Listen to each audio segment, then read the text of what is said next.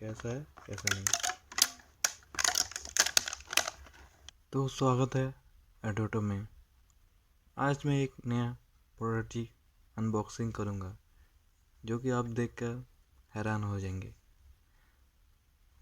तो ये रहा एक विनय स्वीट का बॉक्स, यानी कि ये एक नया मिठाई का डब्बा आपको दिख रहा है जिसमें कि आपको इसके अंदर स्वीट देखने में मिलेगा।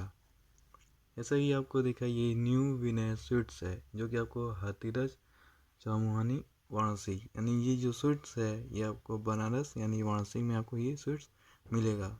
जो कि ये आपको देखिए फ्रेश डिलीशियस स्वीट्स है जो कि रिश्तों की मिठास है, और ये 100% वेजिटेरियन है जो कि आपको खाने में बहुत ही अच्छा रहेगा। और इसका शुद्ध घी से निर्मित मिठाइयाँ, और ये जो स्वीट बनता है प्योर शुद्ध घी से बनता है। इसका ये देखिए इसके बाहर का और इसके पीछे देखेंगे आपको सारे डिटेल मिलेंगे। अब चलिए इसके अंदर का देखते हैं कैसा है कैसा नहीं।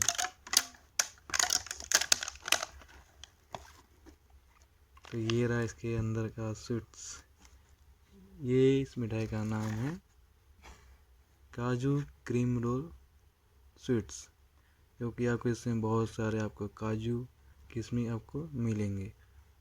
आइए अब इसका टेस्ट कर देखते हैं कैसा इसका है।